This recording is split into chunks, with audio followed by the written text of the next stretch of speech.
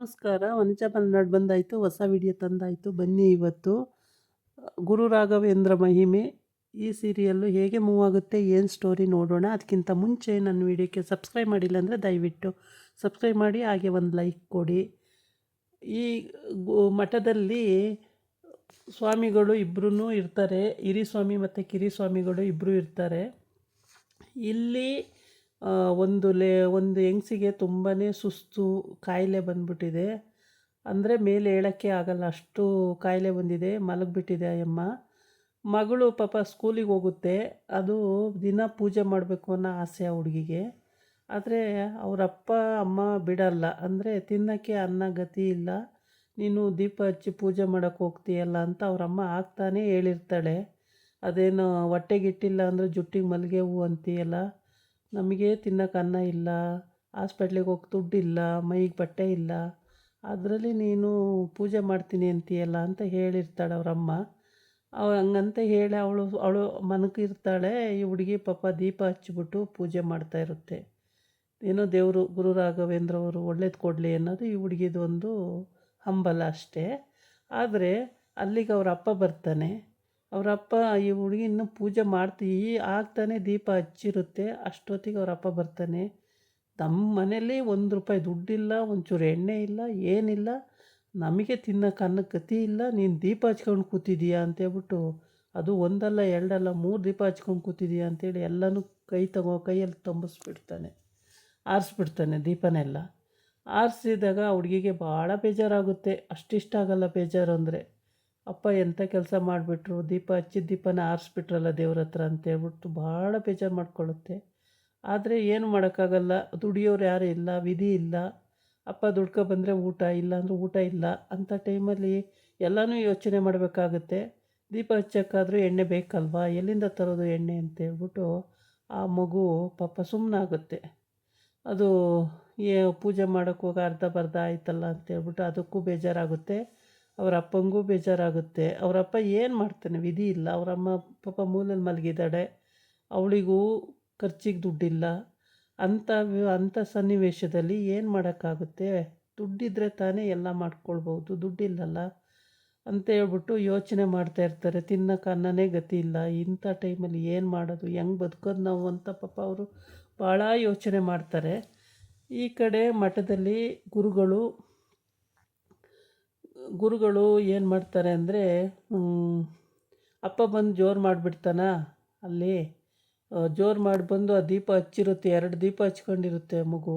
ಆ 2 ದೀಪನೂ ತುಂಬಿಸ್ಬಿಡ್ತಾನೆ. ದೀಪ ಹಚ್ಚಿ ಭಕ್ತಿಯಿಂದ ಕೈ ಮುಗಿತಾ ಇರುತ್ತೆ. ದೇವರೇ, ನಮಗೆ ಎಲ್ಲ ಕಷ್ಟನೂ ನೀಗಿಸ್ಬಿಟ್ಟು ಒಳ್ಳೇದು ಮಾಡಪ್ಪ ದೇವರೇ, ನಮ್ಮ ಅಮ್ಮನ ಹುಷಾರು ಮಾಡು, ನಮ್ಮ ಅಪ್ಪಂಗೆ ಒಳ್ಳೆ ಬುದ್ಧಿ ಕೊಡು, ನನ್ನನ್ನು ಒಳ್ಳೆ ಕಡೆ ಇದು ಮಾಡು ಅಂತ ಎಲ್ಲ ಕೇಳ್ಕೊತಾ ಇರುತ್ತೆ. ಇವನಂತೂ ಒಳ್ಳೆ ರೌಡಿ ರಂಗ ಬಂದಂಗೆ ಬಂದುಬಿಡ್ತಾನೆ ಒಳಗಡಿಕೆ. ತಿನ್ನೋಕ್ಕೆ ಅನ್ನನೇ ಗತಿ ಇಲ್ಲ, ದೀಪ ಹಚ್ಕೊಂಡು ಕೂತಿದ್ದಾಳೆ ದೀಪ ಅಂತ ಹೇಳ್ಬಿಟ್ಟು ಕೈಯಲ್ಲಿ ಆ ದೀಪನೆಲ್ಲ ಆರಿಸ್ಬಿಡ್ತಾನೆ. 2 ದೀಪನೂ ಆರಿಸಿದಾಗ ಭಾಳ ನೋವು ಮಾಡ್ಕೊಳ್ಳುತ್ತೆ ಹುಡುಗಿ ಪಾಪ. ಅಷ್ಟಿಷ್ಟು ನೋವು ಮಾಡ್ಕೊಳ್ಳಲ್ಲ, ಆದರೂ ಹೋಗಲಿ ಅಂತ ಸುಮ್ಮನಾಗ್ಬಿಡುತ್ತೆ. ಈ ಕಡೆ ಮಠದಲ್ಲಿ ಹಿರಿ ಸ್ವಾಮಿಗಳು ಈ ಗುರು ಸ್ವಾಮಿಗಳಿಗೆ ಬೋಧನೆ ಮಾಡ್ತಾಯಿರ್ತಾರೆ.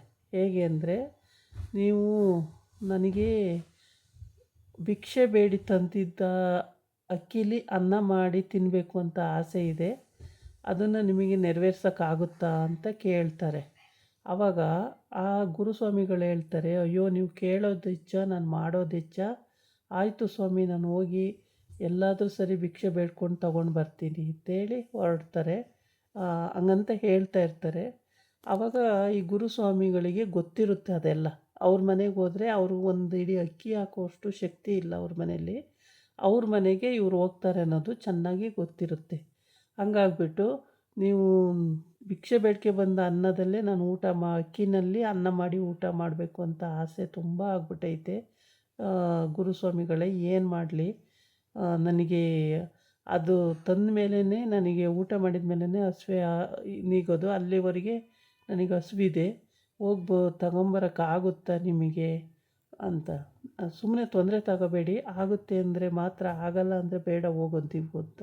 ಅಯ್ಯೋ ಅಯ್ಯೋ, ನೀವು ಕೇಳೋದು ಹೆಚ್ಚ, ನಾನು ಮಾಡೋದು ಹೆಚ್ಚ ಸ್ವಾಮಿ, ಹೋಗಿ ತಗೊಂಡೇ ಬರ್ತೀನಿ, ಭಿಕ್ಷೆ ತಾನೇ ಬೇಡ್ಕೊಂಡೇ ಬರ್ತೀನಿ ಅಂತೇಳಿ ಆ, ಗುರು ರಾಘವೇಂದ್ರ ಸ್ವಾಮಿ ಹೊರಡ್ತಾರೆ ಅಲ್ಲಿಂದ. ಬೇಡ್ಕೊಂಡು ಬಂದೇ ಬರ್ತೀನಿ ಅಂತ ಹೊರಟಿರ್ತಾರೆ. ಆದರೆ ಇನ್ನೂ ಅವ್ರ ಮನೆಗೆ ಹೋಗಿ ತಲುಪಿರಲ್ಲ. ಎಲ್ಲ ಕಡೆ ಭಿಕ್ಷೆ ಬೇಡ್ಕೊಂಡು ಹೋಗ್ಬೇಕಲ್ವ. ಅವ್ರ ಮನೇಲಂತೂ ಒಂದು ಕಾಳು ಅಕ್ಕಿನೂ ಕೂಡ ಇಲ್ಲ ಇವ್ರಿಗೆ ಹಾಕೋಕ್ಕೆ. ಅದು ಏನು ಮಾಡ್ತಾರೋ ನೋಡಬೇಕು. ಆಮೇಲೆ ಸ್ವಾಮಿಗಳು ಹೇಳಿದಾಗ ಆಗಲ್ಲ ಅಂತ ಹೇಳೋಕ್ಕಾಗಲ್ವಲ್ಲ, ಒಪ್ಕೊಂಬಿಡ್ತಾರೆ. ರಾಘವೇಂದ್ರ ಗುರುಗಳು ಒಪ್ಕೊಂಡು, ಆಯಿತು ಸ್ವಾಮಿ, ನಾನು ಭಿಕ್ಷೆ ಬೇಡ್ಕೊಂಬಂದ ಅಕ್ಕಿನಲ್ಲೇ ನಿಮಗೆ ಅನ್ನ ಮಾಡಿ ಬಡಿಸ್ತೀನಿ, ನೀವು ಅಲ್ಲಿವರೆಗೆ ನಿಶ್ಚಿಂತೆಯಾಗಿ ಆಗಿರಿ, ಏನು ಯೋಚನೆ ಮಾಡೋಕ್ಕೆ ಹೋಗಬೇಡಿ ಸ್ವಾಮಿ ಅಂತೇಳಿ. ಈ ಗುರುಸ್ವಾಮಿಗಳಿಗೆ ಗೊತ್ತಿರುತ್ತೆ, ಅದು ಎಲ್ಲದೂ ಗೊತ್ತಿರುತ್ತೆ. ಅವ್ರ ಮನೇಲಿ ಏನೂ ಸಿಗಲ್ಲ ಅನ್ನೋದು ಗೊತ್ತಿರುತ್ತೆ. ಅವ್ರನ್ನ ಮತ್ತೆ ಒಳ್ಳೆ ಮಾಡೋ ಸಿಚುವೇಶನ್ ಇರುತ್ತೆ ಅನಿಸುತ್ತೆ. ಅದಕ್ಕೋಸ್ಕರನೇ ಈ ಸ್ವಾಮೀಜಿಗೆ ಅದನ್ನು ಹೇಳಿ ಕಳಿಸ್ತಾ ಇದ್ದಾರೆ ಅನಿಸುತ್ತೆ. ಅಂದರೆ ಇವರು ಹೋಗ್ತಾ ಇರುವಾಗ ಯಾರೇ ಅಂದರೆ ತುಂಬ ಕಷ್ಟದಲ್ಲಿರೋರಿಗೆ ಎಲ್ಲರಿಗೂ ಎಲ್ಪ್ ಮಾಡ್ಕೊಂಡು ಹೋಗ್ತಾರೆ. ರೋಡಲ್ಲಿ ಹೋಗ್ತಿರುವಾಗೆಲ್ಲ ಯಾರೇ ಸಿಕ್ಕಿದ್ರೂ ನಮಗೆ ತಿನ್ನೋಕ್ಕಿಲ್ಲ ಅಂದರೂ ಓಕೆ, ಕಷ್ಟ ಇದೆ ಅಂದರೂ ಓಕೆ, ಯಾವುದೇ ಒಂದು ನೋವಾಗಿದ್ರೂ ಅದಕ್ಕೆ ಪರಿಹಾರ ನೀಡುವಂಥ ಸ್ವಭಾವ ಈ ರಾಘವೇಂದ್ರ ಸ್ವಾಮಿಗಳಿಗೆ. ಅಂದರೆ ಆ ಥರ ಸ್ವಭಾವ ಇರೋದರಿಂದ ರಾಘವೇಂದ್ರ ಸ್ವಾಮಿಗಳು ಎಲ್ಲೋದ್ರೂ ಎಲ್ಲ ಜನನೂ ಕೈ ಮುಗಿಯೋದು, ಅವ್ರಿಗೆ ಗೌರವ ಕೊಡೋದು ಅದೆಲ್ಲ ಇರುತ್ತೆ. ಭಿಕ್ಷೆ ಬೇಡಕ್ಕೆ ಬಂದರೆ ಅಂದರೆ ಇನ್ನು ಕೇಳಬೇಕಾ? ಅಷ್ಟು ದೊಡ್ಡ ಸ್ವಾಮಿಗಳು ಭಿಕ್ಷೆ ಬೇಡಕ್ಕೆ ಬಂದಾರಲ್ಲ ಅಂಥೇಳಿ ಜನ ಬೇಕಾದರೆ ಎಷ್ಟು ಇದ್ದಿದ್ದು ದವಸ ಧಾನ್ಯ ಎಲ್ಲ ಕೊಡೋವಷ್ಟು ಇದು ಇರುತ್ತೆ ಅವರಿಗೆ. ಆದರೆ ಅವು ಆ ಕಾಲದಲ್ಲಿ ಬಡಸ್ತಾನ ಇರೋದರಿಂದ ಯಾರ ಮನೇಲೂ ದವಸ ಧಾನ್ಯ ಹೆಚ್ಚೆಚ್ಚಿಗೆ ಇರಲ್ಲ. ತಿನ್ನೋದೇ ಕಷ್ಟ ಮಾಡಿಕೊಂಡು ಅಂಥ ಟೈಮಲ್ಲಿ ಒಬ್ಬರು ತಿಂತಾ ಇರ್ತಾರೆ, ಅದನ್ನು ಇನ್ನೊಬ್ರಿಗೆ ಕೊಡಬೇಕು ಅಂದರೆ ಅವ್ರ ದಿನ ಉಪವಾಸನೇ ಇರಬೇಕಾಗತ್ತೆ. ಅಂಥ ಸಿಚುವೇಶನ್ನು ಆ ಕಾಲದಲ್ಲಿ ಇತ್ತು. ಆದ್ದರಿಂದ ಸ್ವಾಮಿಗಳು, ಹಿರಿ ಸ್ವಾಮಿಗಳು ಈ ಕಿರಿ ಸ್ವಾಮಿಗಳಿಗೆ ಆ ಥರ ಹೇಳಿರ್ತಾರೆ, ತಂದು ಮಾಡಿಕೊಡ್ಲೇಬೇಕು ಅಂತ.